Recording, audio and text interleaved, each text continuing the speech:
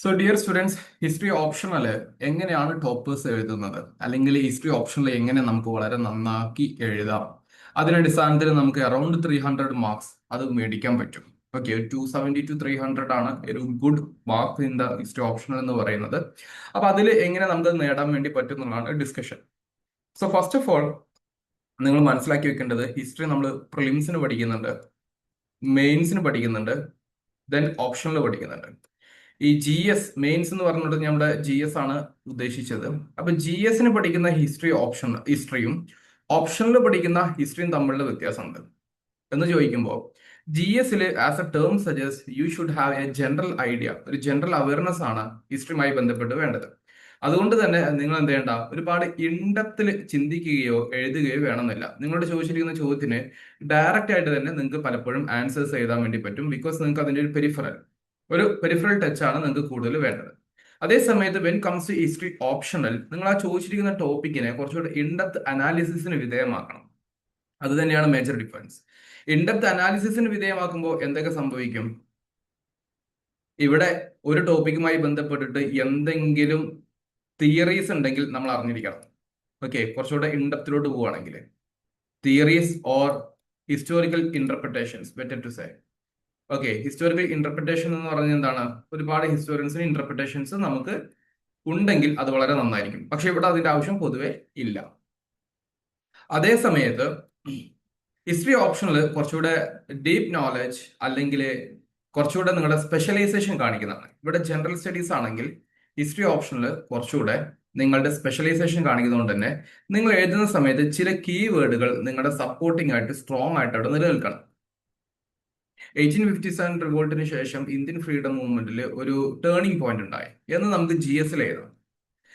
1857 was an spontaneous revolution and it created further impacts or consequences in the political history of India എന്ന രീതിയിൽ എഴുതുമ്പോൾ അത് കുറച്ചുകൂടെ option ലെവലായിട്ട് മാറി. ഇത് പറയുമ്പോൾ നിങ്ങൾക്ക് രണ്ടും കുറച്ച് വ്യത്യാസം തോന്നിയേക്കാം, ചിലപ്പോൾ തോന്നുകയും ഇല്ല. No worries at all. പറഞ്ഞു തന്നിരിക്കുന്ന പോയിന്റ് നമ്മൾ സാധാരണയുള്ള ഒരു GS റൈറ്റിൽ നിന്നും കുറച്ചുകൂടെ അനലിറ്റിക്കലും ഇൻഡെപ്ത് ആയിട്ടും വിത്ത് കീവേഡ്സ് യൂസ് ചെയ്തിട്ട് വേണം നമ്മൾ ഹിസ്റ്ററി ഓപ്ഷണൽ എഴുതാൻ വേണ്ടി. ഓക്കെ, അപ്പോൾ ഈ ഹിസ്റ്ററി ഓപ്ഷണൽ എഴുതുന്ന സമയത്ത് നമ്മൾ എന്തൊക്കെ കാര്യങ്ങൾ ശ്രദ്ധിക്കണം എന്നുള്ളതിന്റെ സീരീസ് ആയിട്ടാണ് നമ്മൾ ഡിസ്കസ് ചെയ്യുന്നത്. അതായത് ഓരോ ക്ലാസ്സിലും നമ്മൾ എന്ത് ചെയ്യും, ഓരോ പ്രധാനപ്പെട്ട കോമ്പണന്റ് ആയിരിക്കും ഡിസ്കസ് ചെയ്യുന്നത്. ഫോർ എക്സാമ്പിൾ, ഇന്നത്തെ ക്ലാസ്സിൽ നമ്മൾ എങ്ങനെ നല്ലൊരു ഇൻട്രൊഡക്ഷൻ എഴുതണം എന്നുള്ളതാണ് പറയാൻ വേണ്ടി പോകുന്നത്. സോ ബിഫോർ സ്റ്റാർട്ടിങ് വിത്ത്, വീണ്ടും പറയുന്നു, നമ്മൾ 3 കേസ് സ്റ്റഡീസ് ആണ് നോക്കാൻ വേണ്ടി പോകുന്നത്. As you guys know, these 3 are some of the very important toppers in with history option. And this is Shruti Sharma, this is Naushin, and this is Samiksha Dwivedi. Samiksha Dwivedi 2025 കഴിഞ്ഞ വർഷത്തെ ടോപ്പറാണ് in history optional. Naushin 2023 2021 ടോപ്പറാണ്. Shruti Sharma with rank 1. Okay, so ഇവരുടെ 3 പേരുടെയും case studies ആയിരിക്കും നമ്മൾ നോക്കാൻ വേണ്ടി പോകുന്നത്. അപ്പൊ അതിന്റെ മുന്നോടിയായിട്ട് എനിക്ക് നിങ്ങളോട് പറയാനുള്ളത്, നിങ്ങൾ പഠിക്കുന്ന സമയത്ത് ഏറ്റവും നല്ല സിംപ്ലിഫൈ ചെയ്തിട്ടുള്ള വഴി, അതായത് പലപ്പോഴും കുട്ടികൾ പറയുന്ന ഒരു കാര്യമാണ്, സർ ഒരുപാട് പുസ്തകങ്ങൾ വായിക്കേണ്ടേ എന്നുള്ളത്, അല്ലെങ്കിൽ ഒരുപാട് പഠിക്കേണ്ടേ, ഇൻഡെപ്ത് നോളജ് ക്രിയേറ്റ് ചെയ്യണ്ടേ, ഈ ഒരുപാട് ക്ലാസ്സസ് കാണണ്ടേ, ഇത് സിലബസ് വായിച്ച് തീരുമോ? ഞാൻ വീണ്ടും പറയുന്നു, നിങ്ങൾക്ക് ഹിസ്റ്ററി എന്ന് പറയുന്ന സബ്ജക്റ്റ് പ്രിലിംസിന് അത്യാവശ്യം പഠിച്ചൊരു ബേസ് ഉണ്ടെങ്കിൽ ഹിസ്റ്ററി ഓപ്ഷനിൽ നിങ്ങൾക്ക് ധൈര്യമായിട്ട് ചൂസ് ചെയ്ത് കൈകാര്യം ചെയ്യാൻ വേണ്ടി പറ്റും. ഞാൻ പ്രിലിംസിന്റെ കാര്യം മാത്രമേ പറഞ്ഞുള്ളൂ. അത് നിങ്ങൾ മെയിൻസിലൂടെ പഠിച്ചിട്ടുണ്ടെങ്കിൽ പിന്നെ വളരെ എളുപ്പമാണ്. കാരണം മെയിൻസ് GSൽ നിന്നും എങ്ങനെ ഹിസ്റ്ററി ഓപ്ഷനിലോട്ട് എത്തണം എന്നുള്ളതിന്റെ കുറച്ച് മോഡിഫിക്കേഷൻ മാത്രം പഠിച്ചാൽ മതി. കാരണം എന്താ, ടോപ്പിക്സ് ഒക്കെ സെയിം തന്നെയാണ്. അപ്പൊ നിങ്ങൾക്ക് പഠിക്കാൻ വേണ്ടിയിട്ടുള്ള ഒരു ഷെഡ്യൂളാണ് ഈ സിസ്റ്റമാറ്റിക് ഷെഡ്യൂൾ. നമ്മൾ ഏൻഷ്യൻ ഇന്ത്യയുടെ ഒരു കേസ് എടുത്ത് നോക്കുകയാണെങ്കിൽ നിങ്ങൾക്കുള്ള 11 യൂണിറ്റ് പഠിക്കാൻ വേണ്ടി എന്ത് ചെയ്യുന്നുണ്ട്, ഇങ്ങനെ യൂണിറ്റ് വൈസ് ചെയ്തിരിക്കുന്ന ടെസ്റ്റ് ആക്കി കൊടുക്കുന്നുണ്ട്. ഓരോ 2 ദിവസം കൂടുമ്പോൾ നിങ്ങൾക്ക് ഒരു ടെസ്റ്റ് ഉണ്ടാവും. അതിനു വേണ്ടിയിട്ടുള്ള പഠിക്കേണ്ട ടോപ്പിക്കും സബ് ടോപ്പിക്കും ഇവിടെ കൊടുത്തിട്ടുണ്ട്. അപ്പൊ ഈ രീതിയിൽ വേണം നിങ്ങൾ പഠിക്കാൻ വേണ്ടി. ഫോർ എക്സാമ്പിൾ, ഇന്ന് നിങ്ങൾക്ക് ഡേ 1 ആണെങ്കിൽ ഇന്ന് നിങ്ങൾ സോഴ്സസ് എന്ന് പറയുന്ന ചാപ്റ്റർ നിങ്ങൾ വായിക്കണം. ഓക്കെ, നിങ്ങൾക്ക് 2 ഓപ്ഷൻ ഉണ്ട്. ഒന്ന്, എന്റെ ക്ലാസ് കേൾക്കാം. ഇനി ക്ലാസ് അല്ല, നിങ്ങൾക്ക് ഓൾറെഡി കേട്ട് പരിചയമുള്ള ആൾക്കാരാണെങ്കിൽ നിങ്ങൾക്ക് ഈ ബുക്ക് ഡിപ്പെൻഡ് ചെയ്യാം. ഡെഫിനറ്റ്ലി നമ്മുടെ ടെസ്റ്റ് സീരീസിന്റെ കൂടെ ഈ ബുക്ക് നമ്മൾ കൊടുക്കുന്നുണ്ടല്ലോ. ഈ ബുക്കിന്റെ പ്രത്യേകത എന്ന് പറഞ്ഞു കഴിഞ്ഞാൽ this is A single source for your history optional. ഇത് പഠിച്ചാൽ മതി. ഇതിന് പുറമേക്ക് ഇനി ഉപീന്ദർ സിംഗ് വായിക്കേണ്ട, വേറെ വായിക്കേണ്ട. കാരണം നിങ്ങൾക്ക് എക്സാമിനേഷൻ ആവശ്യമായിട്ടുള്ള എല്ലാ പ്രധാനപ്പെട്ട ഏരിയകളും ടച്ച് ചെയ്ത് ക്രിയേറ്റ് ചെയ്തിരിക്കുന്ന ഒരു പുസ്തകമാണ്. അതിൽ ഹിസ്റ്റോറിയൻസിന് വെബ് ഉണ്ട്, എക്സാം ഓറിയന്റഡ് ഉള്ള കോൺസെപ്റ്റുകൾ ഉണ്ട്, PYQ ആഡ് ചെയ്തിട്ടുണ്ട്, എക്സാമിനേഷൻ ആവശ്യമുള്ള കീവേഡുകൾ വരെ ആഡ് ചെയ്തിട്ടുണ്ട്. ആൻഡ് എക്സ്ട്രാ നിങ്ങൾക്ക് UPSC കൊടുക്കാൻ പറ്റുന്ന ചില വാല്യൂ പോയിന്റ്സ്. അങ്ങനെ നിങ്ങൾ ഈ UPSC ഹിസ്റ്ററി ഓപ്ഷന്റെ ഒരു വാല്യൂ അഡീഷൻ പോയിന്റ് ആണ് ഈ പുസ്തകം എന്നുള്ളത് കൊണ്ട് ഞാൻ നിങ്ങളോട് വീണ്ടും സ്ട്രോങ് ആയി പറയുന്നു, നിങ്ങൾ ഈ പുസ്തകം മാത്രം ഡിപ്പെൻഡ് ചെയ്യുക, വേറെ ഒരു പുസ്തകവും ഡിപ്പെൻഡ് ചെയ്യേണ്ട. കാരണം it's not more about reading much, creating more notes. നിങ്ങൾ ഉള്ള ഒരു റിസോഴ്സ് വെച്ചിട്ട് നിങ്ങൾ അടുത്ത ലെവലിലോട്ട് എങ്ങനെ, അതായത് പ്രിപ്പറേഷൻ എന്ന് പറയുന്നത് നിങ്ങൾ ഇവിടെ പഠിക്കുന്നു. ഇനി അതിന്റെ ഏറ്റവും നല്ലൊരു ഭാഗമാണെന്ത്, പ്രസന്റേഷൻ.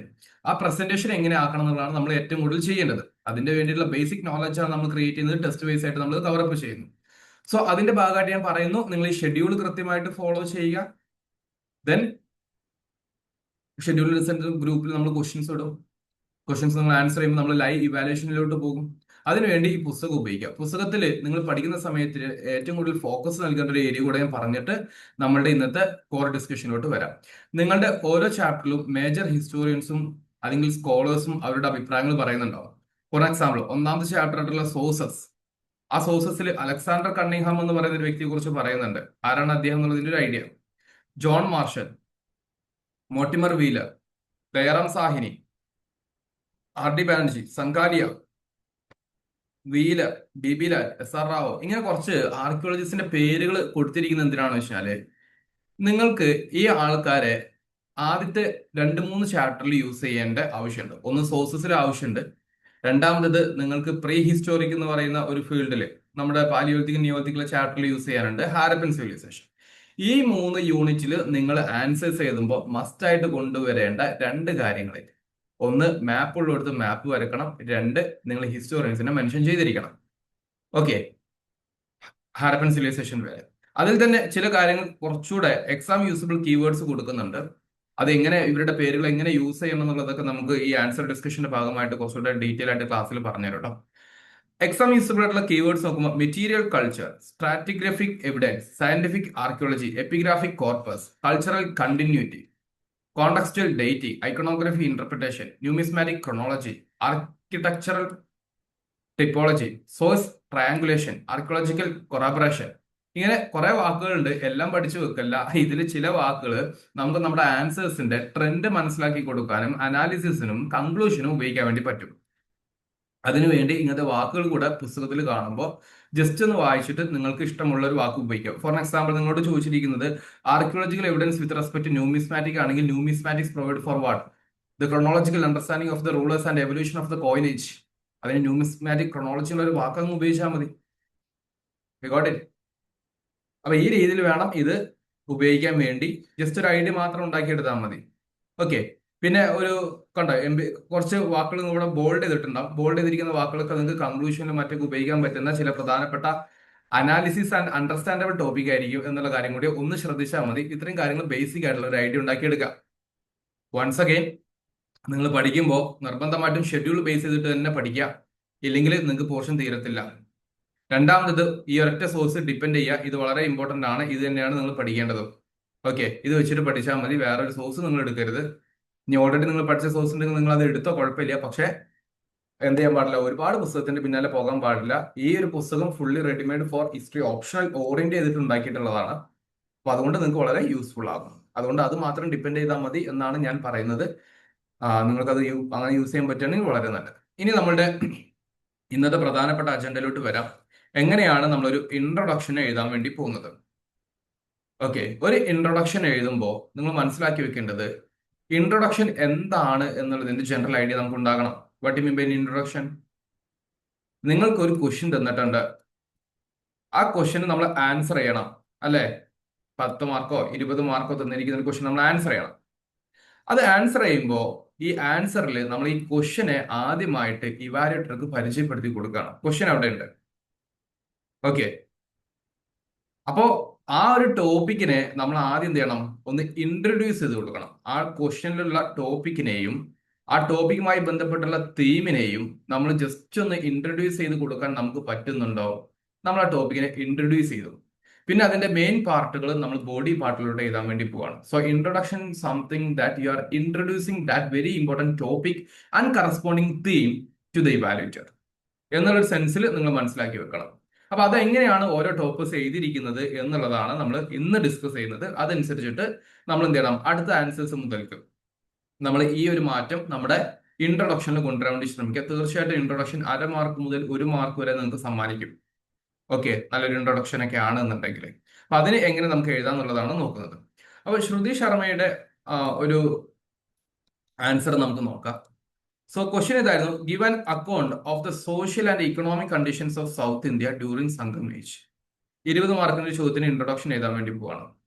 അപ്പോൾ ഇവിടെ ഞാൻ നിങ്ങളോട് ചോദിക്കുന്നത്, ഇത് ഈ ടോപ്പിക്കിലെ രാഖി എന്ന് പറയോ, ഈ ടോപ്പിക്കിലെ സോറി ഈ ഒരു ക്വസ്റ്റ്യനിലെ ടോപ്പിക് എന്താണെന്ന് പറയോ? സംഗം ഏജ്. സംഗം ഏജ് ആണ് ഇവിടുത്തെ മെയിൻ കാര്യം. So that is your topic. ഇതിലെ തീം എന്തുവാ? Theme socio and economic conditions. അതെ അതെ അതെ, സംഗം ഏജ് നമുക്കറിയാം സൗത്ത് ഇന്ത്യയിലുള്ളതെന്ന് അറിയാം. അപ്പൊ അവിടെ ഉണ്ടായിരുന്ന ആ ടോപ്പിക്കിലോട്ടുള്ള സോഷ്യൽ ആൻഡ് ഇക്കണോമിക് കണ്ടീഷൻസ്, അതിനെ കുറിച്ച് നമ്മുടെ അക്കൗണ്ട് ചെയ്യാനാണ് പറഞ്ഞിരിക്കുന്നത്. ഓക്കെ, അപ്പൊ ഇതാണ് ഇതിന്റെ തീം. അപ്പൊ നമ്മൾ ഈ ടോപ്പിക് എഴുതുന്ന സമയത്ത് നമ്മൾ എന്തായാലും ആര് മെൻഷൻ ചെയ്തിരിക്കണം? ഈ ടോപ്പിക്കിനെ അഡ്രസ് ചെയ്തിരിക്കണം. തീം നമ്മൾ അഡ്രസ് ചെയ്യാൻ ശ്രമിച്ചു കഴിഞ്ഞാൽ വളരെ നല്ലത്, ഇല്ലെങ്കിൽ നമ്മൾ അത് ബോഡി പാർട്ടിലോട്ട് വീണ്ടും കൊണ്ടുവരും. പക്ഷെ ടോപ്പിക് ഒരു കാരണവശാലും അഡ്രസ്സ് ചെയ്യപ്പെടാതെ പോകരുത്. നിങ്ങൾ അഡ്രസ്സ് ചെയ്യപ്പെടാതെ പോയി കഴിഞ്ഞാൽ നിങ്ങളുടെ ക്വസ്റ്റ്യനും ആൻസറും തമ്മിൽ വലിയ ബന്ധങ്ങൾ ഉണ്ടാവില്ല. കാരണം നിങ്ങൾ ഇൻട്രൊഡ്യൂസ് ചെയ്തതിന് ശേഷമാണ് ബോർഡിലോട്ട് വരിക. അപ്പോൾ ഇൻട്രൊഡക്ഷന്റെ ടോപ്പിക് പറഞ്ഞിട്ടില്ലെങ്കിൽ ബോർഡിൽ എത്തുമ്പോൾ എന്തോ ഒരു കണക്ഷൻ കിട്ടാത്ത ഇഷ്യൂ വരും. ഇതാണ് basic understanding. Okay, so let's read this one. The Sangam age refers to period between 300 BC and 300 CE in the land of Tamilakam. The major sources which are the Sangam text, 8 തുകൈ 10 പാട്ടു, ഇങ്ങനെ നോക്കിക്കേ. അതായത് ഈ ടോപ്പിക്കിനെ മാത്രം introduce ചെയ്തിട്ട് ആര് introduction എഴുതി? Shruti Sharma introduction എഴുതിയിട്ടുണ്ട്. ഓക്കെ, ഇവിടെ ഒരു കോമന്റ് ഇട്ട് providing accountability on the social and economic condition of the period എന്നൂടെ പറഞ്ഞു കഴിഞ്ഞാൽ ഇവിടെ എന്ത് ചെയ്തു, തീമിനെ കൂടെ ഒന്ന് ഇൻട്രൊഡ്യൂസ് ചെയ്യും. അതോടെ എഴുതാൻ പറ്റുവാണെങ്കിൽ കുറച്ചുകൂടെ നല്ലതായിരിക്കും. ഇനി അത് എഴുതിയിട്ടില്ലെങ്കിൽ വലിയ പ്രശ്നമൊന്നുമില്ല, you can also have this case. Okay, ഇതൊരു മോഡൽ ആൻസർ മാത്രമാണ് കേട്ടോ. നൗഷിന്റെ നോക്കാം. Another question, how did the agriculture help in the rise of Harappan towns and cities? Discuss. ശരണ്യക്ക് പറയാൻ പറ്റുമോ ഈ ഈ ഒരു ടോപ്പിക്കിലെ ഈ ഒരു ക്വസ്റ്റ്യനിലെ ടോപ്പിക് എന്താ? ഹരപ്പൻ ടൗൺസ് ആൻഡ് സിറ്റീസിന്റെ ഒരു റൈസ് ആണ് ടോപ്പിക് ആയിട്ട് പറയുന്നത്. പിന്നെ അഗ്രികൾച്ചർ എങ്ങനെ ഹെൽപ്പ് ചെയ്തു, അതിന്റെ അഗ്രികൾച്ചറിന്റെ റോള് എന്താണെന്നുള്ളത് theme. Okay, very good. Okay, അത് തന്നെ. അതായത് നമ്മൾ ചോദിച്ചിരിക്കുന്നത് rise of Harappan town and cities, meaning what, mature Harappan phase. അതാണ് നമ്മളുടെ ടോപ്പിക്. അതേ സമയത്ത് അതിന് കാരണമായിട്ടുണ്ടായിരുന്നത് അഗ്രികൾച്ചർ ആണ്. ഇതൊരു NCERT ആക്ച്വലി സ്റ്റേറ്റ്മെന്റ് ആണ്. ആ സ്റ്റേറ്റ്മെന്റ് ആണ് ഒരു ഓപ്ഷൻ ലെവലിൽ കുറച്ചുകൂടി തീമാറ്റിക്കലി ചോദിച്ചിരിക്കുന്നത്. ഇത് തീമാറ്റിക് ക്വസ്റ്റ്യൻ ആണ്. ഓക്കെ, PYQ അല്ല, ഇറ്റ്സ് എ മോക്ക് ക്വസ്റ്റ്യൻ ഉള്ളത്. അപ്പൊ അതിൽ നൗഷ്യൻ എഴുതിയിരിക്കുന്ന ആൻസർ നമുക്ക് നോക്കാം. The rise of towns and cities surplus is provide by the villages that are engaged in agriculture. This surplus is used to support craftsmen and other economic activities. എങ്ങനെ എഴുതിയിരിക്കുന്നത്? ഇവിടെ നോക്കിക്കേ, for the rise of towns and cities പറഞ്ഞിട്ട് നേരിട്ട് അങ്ങ് എഴുതിയേക്കാണ് ചോദ്യത്തിന്. ഇതിൽ ഹാരപ്പൻ എന്നുള്ളൊരു വാക്ക് പോലും ഉപയോഗിച്ചില്ല. പക്ഷെ ഇൻസ്റ്റഡ് എന്ത് ഉപയോഗിച്ചു? ടൗൺസ് ആൻഡ് സിറ്റീസ് എന്ന് പറയുന്ന ഒരു കാര്യം ഉപയോഗിച്ചു. Okay, for the rise of Harappan towns and cities എന്ന് പറഞ്ഞാൽ കുറച്ചുകൂടെ കോംപ്രഹെൻസീവ് ആയിട്ട് ഇത് ഉൾക്കൊള്ളും അല്ലെ? യെസ്. എന്നിട്ട് പറഞ്ഞെന്താണ് അവരെന്താ പറയാൻ ശ്രമിച്ചത് ഇൻട്രൊഡക്ഷനില്? അഗ്രികൾച്ചർ എന്ന് പറയുന്ന ആ ഒരു ടോപ്പിക്കിന്റെ സിഗ്നിഫിക്കൻസ് ഇവിടെ പറഞ്ഞു വെച്ചു.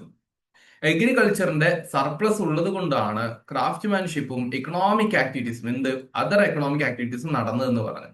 ഇനി എന്തൊക്കെയാണ് അതർ എക്കണോമിക് ആക്ടിവിറ്റീസ് എന്നും അത് എങ്ങനെയാണ് ഹാരപ്പൻ സിറ്റീസിന്റെ ടൗണിന്റെ വളർച്ച കാരണമായി എന്നുള്ളതായിരിക്കും അവർ ബോഡി പാർട്ടിൽ എഴുതുന്നത്.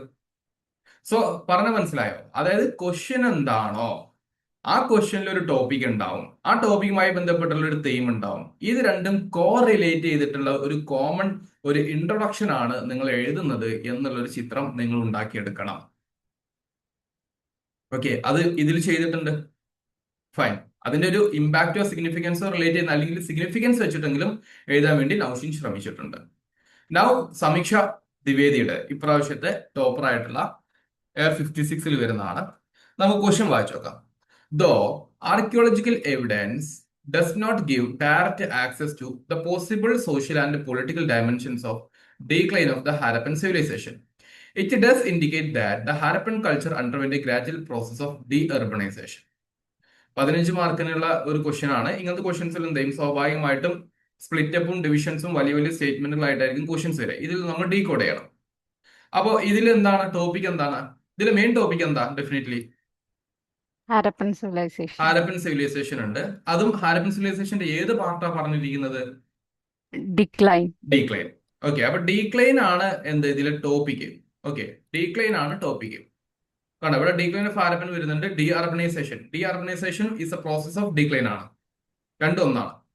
അതിലോട്ട് എന്താണ് തീം ചോദിച്ചിരിക്കുന്നത്? എന്താണ്? Archaeological evidence. എങ്ങനെയാണ് ആർക്കിയോളജിക്കൽ എവിഡൻസുകൾ? അത് ഡയറക്റ്റ് ആയിട്ടുള്ള ആക്സസ് തരുന്നില്ല. എന്തിനു വേണ്ടി? പോസിബിൾ ആൻഡ് പൊളിറ്റിക്കൽ ഡയമെൻഷൻസ്, അതായത് എങ്ങനെയാണ് പൊളിറ്റിക്കൽ ഡീക്ലൈൻ സംഭവിച്ചിട്ടുണ്ടാവുക, സോഷ്യൽ ഡീക്ലൈൻ സംഭവിച്ചിട്ടുണ്ടാവുക എന്നുള്ളതിന് ആർക്കിയോളജിക്കൽ എവിഡൻസ് നമുക്ക് കൂടുതൽ കാര്യങ്ങൾ തരുന്നില്ല. ഓക്കെ, പക്ഷെ ആർക്കിയോളജിക്കൽ എവിഡൻസ് നമുക്ക് തരുന്ന എന്താണ്? ഡി അർബനൈസേഷൻ എന്ന് പറയുന്ന ഒരു പ്രോസസ്സ് നടന്നിട്ടുണ്ട് എന്നുള്ളതാണ്. അപ്പൊ social and political dimensions of decline through archaeology and other sources എന്തൊക്കെയാണ് നമ്മൾ ആദ്യം ബോഡി പാർട്ടിൽ എഴുതണം. പിന്നെ ഡി അർബനൈസേഷൻ എങ്ങനെയാണ് ആർക്കിയോളജിയിൽ കുറച്ചുകൂടെ കൃത്യമായിട്ട് കാണിക്കുന്നത്, ആർക്കിയോളജിക്കൽ എവിഡൻസസിലൂടെ, അതും നമ്മൾ എഴുതണം. അങ്ങനെയാണ് ഇത് എഴുതേണ്ടത്. അപ്പൊ നമുക്ക് ഈ ചോദ്യത്തിന്റെ ഇൻട്രൊഡക്ഷൻ എങ്ങനെയാണ് എഴുതുന്നത്? സമീക്ഷ എഴുതിയിരിക്കുന്ന ഒരു ഇൻട്രൊഡക്ഷൻ നോക്കാം. അവർ എഴുതിയിരിക്കുന്ന ടോപ്പിക്കിന് അഡ്രസ് ചെയ്തത് ഹാരപ്പൻ സിവിലൈസേഷൻ. 1924 കൊടുത്തിരിക്കുന്നത് push the urban history of India by 2 millennium post which there is evidence of D urbanisation.